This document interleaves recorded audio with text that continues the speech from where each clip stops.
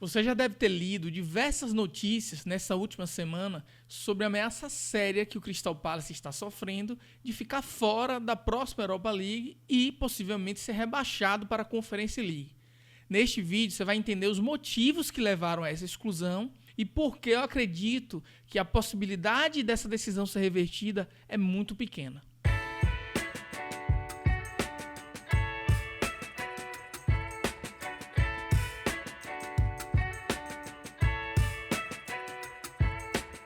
Fala galera, sejam bem-vindos a mais um vídeo do EP Loucos e eu queria introduzir o assunto da seguinte forma.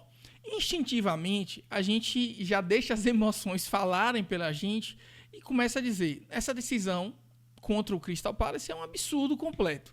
Como é que um time que ganhou esta vaga na Europa League dentro de campo, deu tudo de si, tem essa vaga retirada por uma questão burocrática ou por um tapetão, aí depende, né, de quem estiver falando e de como interpreta essa situação. Mas a questão é um pouco mais complexa do que parece. E eu não estou dizendo que você não possa ter essa opinião, mas a questão é, a gente tem que entender o contexto e a regulamentação da competição para depois chegar a uma opinião fundamentada, né? Baseada em argumentos. Primeiramente, eu queria falar um pouco sobre a estrutura do futebol inglês com relação às Copas, né? A gente sabe que o Newcastle e o Crystal Palace conquistaram títulos extraordinários essa última temporada, né? Ninguém esperava que, diante de dois gigantes, eles conseguiriam ganhar a Carabao Cup, no caso do Newcastle, na Copa da Liga Inglesa, em cima do Liverpool. E a última competição que tinha ganhado em nível nacional tinha sido a FA Cup de 1955. Eram 70 anos de seca nacionalmente. Então, a emoção estava mais do que justificada e o feito foi extraordinário, principalmente por ter sido em cima do Liverpool, né? E da mesma forma, foi extraordinário que o Crystal Palace tenha conseguido bater o Manchester City na final da FA Cup, conquistando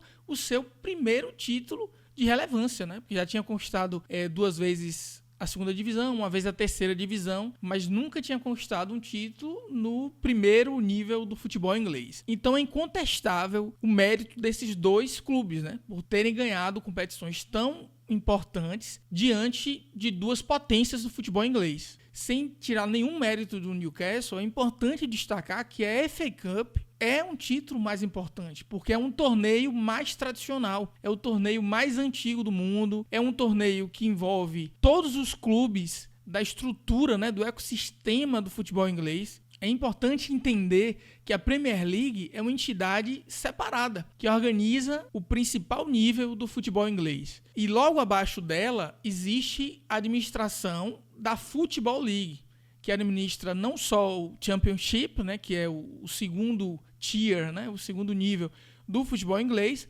como também a terceira e a quarta divisões. E é neste contexto que se definem os times que disputam a Copa da Liga Inglesa, né? As 4 primeiras divisões do campeonato inglês, totalizando 92 times. A FA Cup envolve mais de 700 times, porque aí já envolve todos os times da estrutura do futebol inglês, inclusive times de 6ª, 7ª, 8ª divisão. Então é um campeonato por si só mais popular, no sentido de permitir que todos os clubes participem, é mais tradicional, porque é o mais antigo, e é uma competição mais respeitada do que a Copa da Liga Inglesa. Então, sem querer tirar nenhum mérito, mas eu só estou contextualizando para vocês entenderem o quão é importante ganhar a FA Cup, o quão é mais importante ganhar a FA Cup em relação à Copa da Liga Inglesa, comercialmente conhecida como a Carabao Cup. E já que eu toquei nesse assunto da estrutura, só para vocês entenderem como é muito bem organizado, como eu estava falando, a Premier League é uma entidade separada que organiza e define tudo correspondente à primeira divisão, a elite do futebol inglês. A Football League é responsável pelas 3 divisões inferiores à Premier League. E as demais divisões são organizadas pela Football Association, né, que é a federação inglesa, que se preocupa em desenvolver o futebol inglês de maneira geral, inclusive as divisões mais inferiores ainda e a seleção inglesa. Então, quando você ouve falar em Football Association, você está fazendo uma equivalência ali com a CBF. É a Federação Inglesa, assim como a CBF é a Federação Brasileira. Inclusive, eu vejo alguns jornalistas se referindo no cenário internacional, a CBF, com a sigla CBF, né, mas a mídia inglesa não entende esta nomenclatura, ou pode até entender porque a CBF é muito conhecida, mas o termo correto é se referir à CBF como Brazilian FA, né? Que seria Brazilian Football Association. Essa Football Association é que administra tudo que a Premier League e a Football League não administram. E é mais um esforço nacional de desenvolvimento do futebol inglês. Então, fechado esse parênteses da administração do futebol inglês, que é um assunto que eu achei interessante e que eu não queria fazer um outro vídeo específico só para falar sobre isso, a gente volta para o assunto da importância do título do Crystal Palace. Então, neste contexto, é extremamente compreensível a frustração, o desapontamento, a raiva dos torcedores do Crystal Palace, dos proprietários do Crystal Palace, com essa decisão de exclusão do time da próxima Europa League. É completamente compreensível, porque, só para deixar claro, para quem não sabe ou não lembra, a Copa da Liga Inglesa dá a classificação à Conference League. Daí você já tira, né, já entende a diferença de prestígio que tem as duas competições.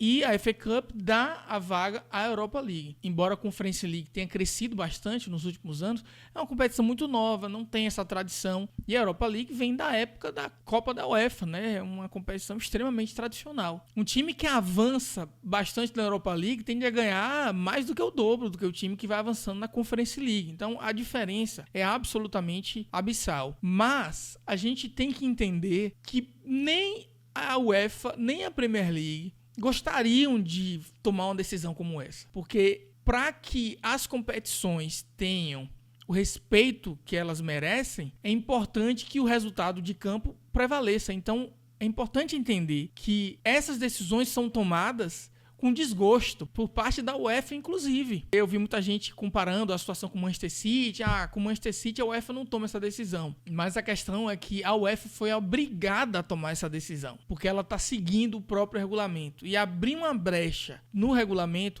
é sempre muito perigoso. Agora vamos explicar o contexto do regulamento. Primeiro a gente precisa entender como que o Crystal Palace é administrado e como que esse contexto de multiclubes faz a UEFA ter que tomar decisões difíceis, decisões que nem ela mesma gostaria de tomar. O Crystal Palace tem 4 grandes proprietários. Os proprietários da última temporada, né, porque o time está em processo de venda, eram John Textor, com 43% de participação, e mais 3 proprietários com participação equivalente de 10%. São eles Steve Parish, que é o presidente, né, o atual chairman do Crystal Palace, Josh Harris, David Blitzer. São esses 3 proprietários com participação de 10% cada um. E neste momento, quem toma as decisões é o Steve Parish. Por isso que vem esse argumento do próprio Steve, que já deu entrevista à Sky Sports e estava explicando a situação, que o Crystal Palace e o Lyon são independentes, porque o presidente do Crystal Palace não era o John Textor, era Steve Parish.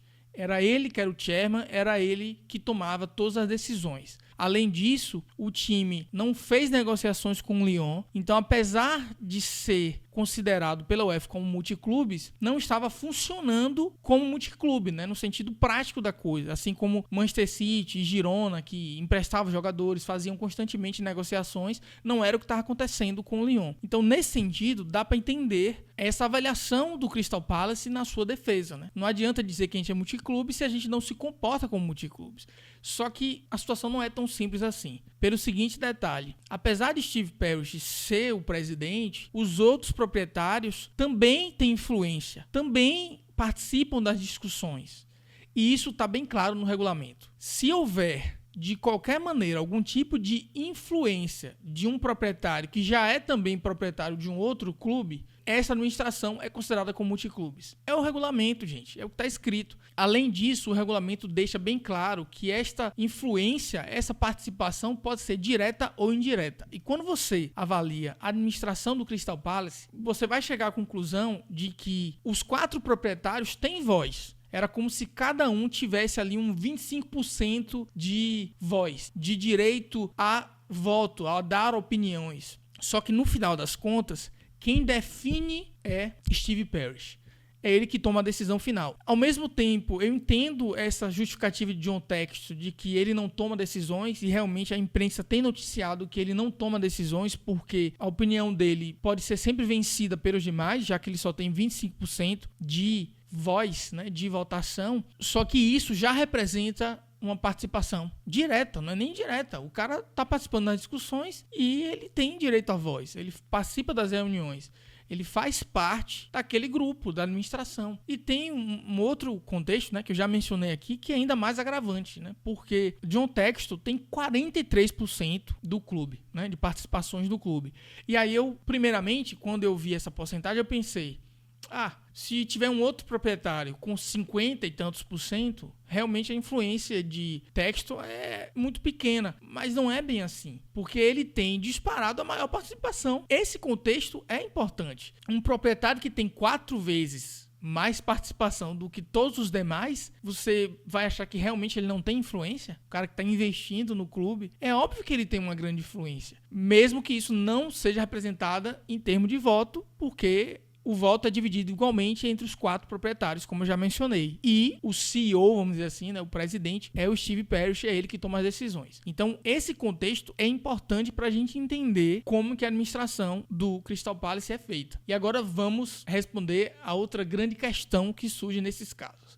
Se a UEFA tivesse lidando com Manchester City, Liverpool, Barcelona, não teria tomado essa decisão. A gente não pode afirmar algo que a gente não tem um exemplo, né, para poder confirmar que isso aconteceria ou não. O que a gente tem como exemplo que já aconteceu, né, é que na temporada passada houve esta mesma discussão de multiclubes envolvendo 4 clubes. Manchester United com o Nice, da França, ambos disputando a Europa League, e o outro par de clubes era o Manchester City e Girona na Liga dos Campeões. Eu acho interessante a gente fazer essas comparações, né? A Ineos, que é a proprietária do Nice, representada pelo Jim Ratcliffe, que a gente já fez vídeo sobre ele aqui, né? Sobre a nova gestão do United. Depois da gestão dele do Nice, ele também se tornou o chairman, o cara das decisões do United, né? E nesse caso, Jim Ratcliffe é importante nos 2 clubes, né? E com participação direta no Manchester United. Aí era como se fosse um Steve Parish, né? Tem uma menor participação financeira, mas é ele que toma as decisões. Os Glazers têm uma participação muito maior, mas nesse momento, quando o Jim entrou, eles passaram a administração para Jim. E aí a solução que foi encontrada nesses 2 casos foi uma solução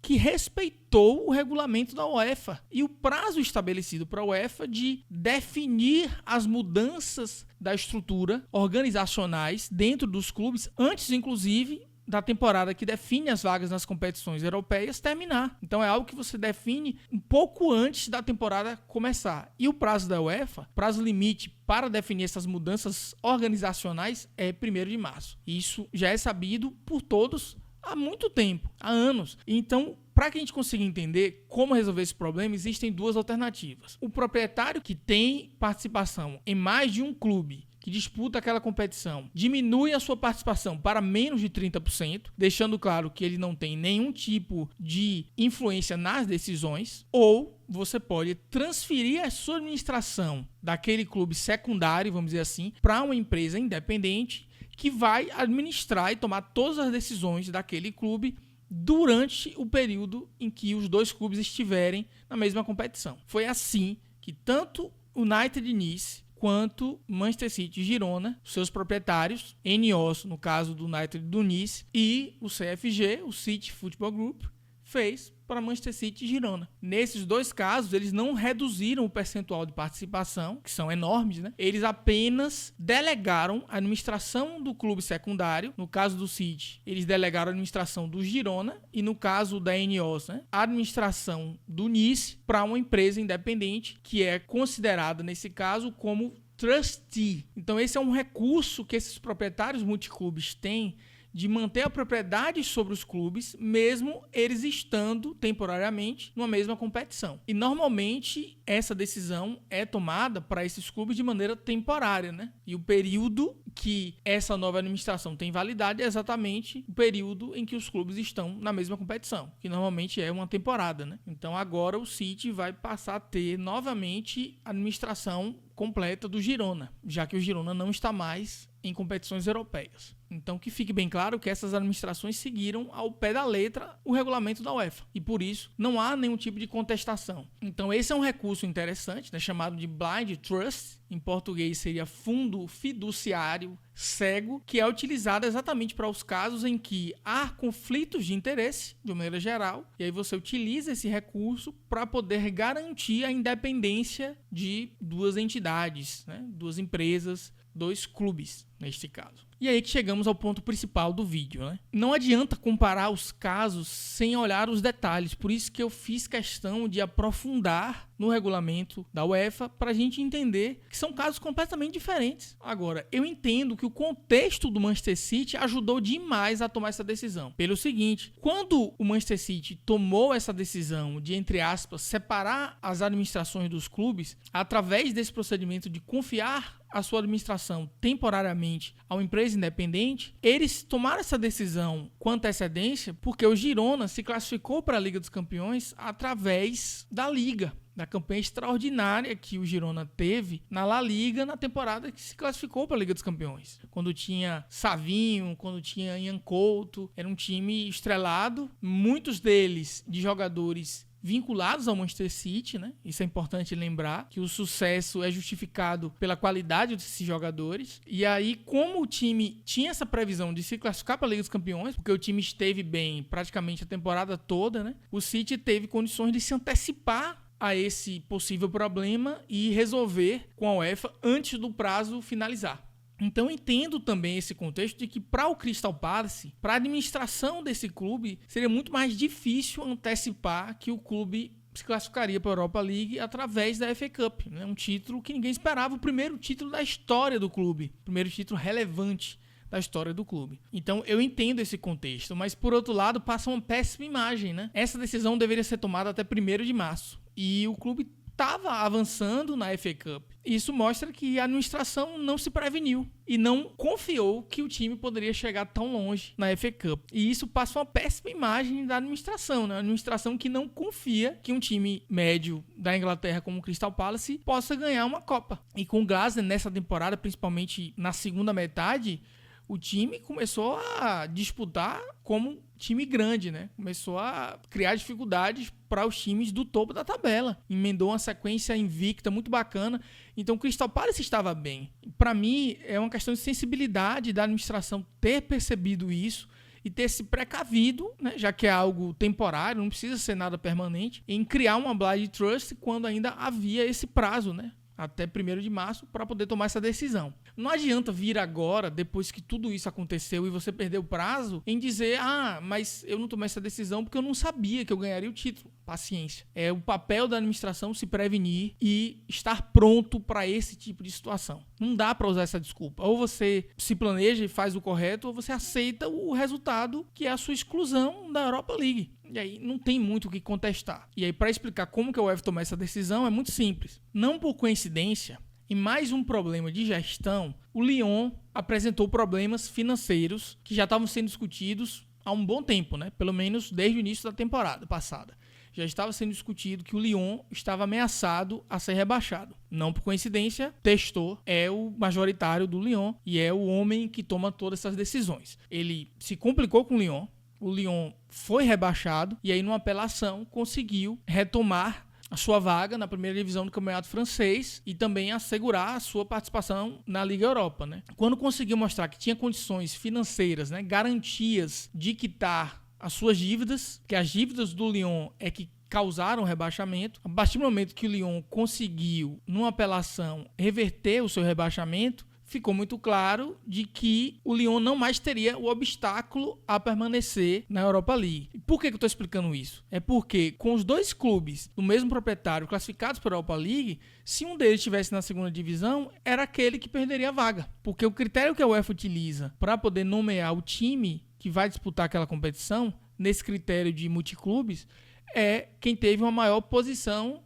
na liga. Se o Lyon tivesse sido rebaixado, obviamente, é um time que não poderia competir com o Crystal Palace, que terminou em 12º. A partir do momento que a situação do Lyon foi revertida, corrigida, o Lyon não está mais rebaixado e a posição dele na liga permanece, ficou em 6º. E assim ficou acima do Crystal Palace. E é esse o critério simples e objetivo que a UEFA utiliza para definir que é o Lyon que vai ficar com essa vaga e não o Crystal Palace. E por que não os dois? Porque a administração multiclubes do Lyon e Crystal Palace, nomeadamente John Textor, naquele momento, não conseguiu se desvincular do Crystal Palace antes do prazo de 1º de março da última temporada, né? Desse ano, 1º de março de 2025. Então, assim, não é dizer que esse prazo era no ano passado. Gente, o prazo é agora, 1º de março. Se eles tivessem antecipado um pouquinho e tivessem feito essa divisão, tivessem utilizado o mesmo processo que o City ou a Ineos utilizou, né? Naqueles 2 casos que eu já expliquei, ou se Texto tivesse reduzido a sua participação para menos de 30%,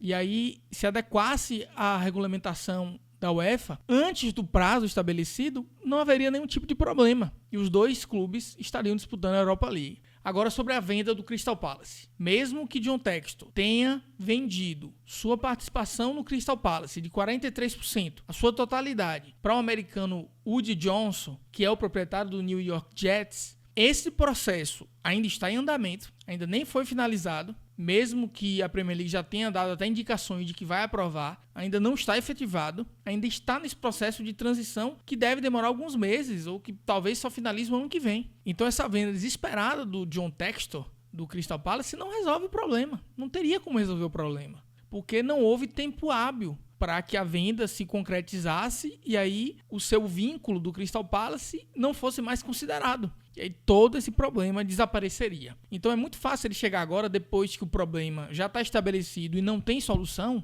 dizer que a UEFA está sendo injusta, que é um absurdo. Ele mesmo já admitiu em entrevistas que só percebeu o problema depois que o Crystal Palace ganhou a FA Cup. Imagine, gente. Não é quando o Crystal Palace estava na semifinal, nas quartas, ou na própria final, ele só percebeu quando o Crystal Palace ganhou o título. Então era como se eles pensassem, o Crystal Palace não vai ganhar isso mesmo, eu não tenho nada que me preocupar. Gente, que administração é essa? Então essas críticas têm que ser feitas. Essas críticas são importantes porque contextualizam tudo. Vocês percebem como tudo mudou? A partir do momento que vocês têm essa informação, o contexto mudou completamente. Quando a gente começa a culpar a UEFA por tomar uma decisão que é baseada no próprio regulamento, é preocupante, porque ela está cumprindo a lei. A gente não reclamaria de algo absurdo aqui no Brasil, sabendo que está sendo cumprida a lei. A gente pode até questionar a legislação, mas você não pode dizer que é algo absurdo cumprir o próprio regulamento, um regulamento que todos os clubes conhecem, que é disponível para o público ver, é transparente. Então por isso que é importante a gente entender essas razões que justificaram a exclusão do Crystal Palace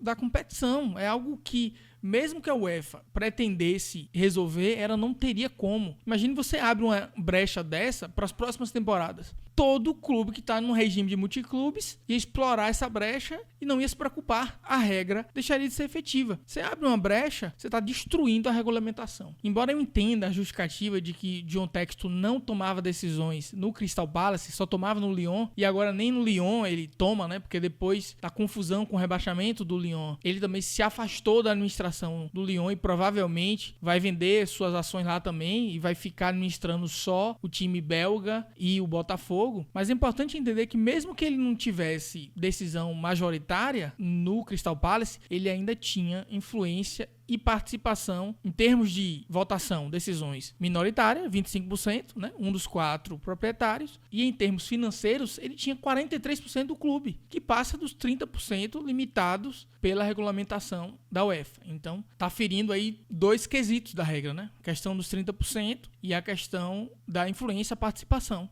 Então, o resumo da história é basicamente isso. Para que uma operação de multiclubes consiga ter 2 clubes, né, de sua propriedade participando de uma mesma competição, eles têm que fazer uma das 2 coisas. Ou reduz sua participação em um dos clubes, ou garante que a administração seja feita por uma entidade independente, uma outra empresa, em que você define ali um período para que essa empresa tome todas as decisões daquele segundo clube. E aí, nesse caso, você se afasta completamente durante aquele período e aí viram clubes completamente independentes. É uma decisão simples, é uma decisão conhecida e uma decisão que já tinha sido tomada na temporada anterior pelos exemplos que eu citei aqui de City e United. Define lá o trustee, já foi. Aquela empresa vai administrar naquele período e depois volta para você.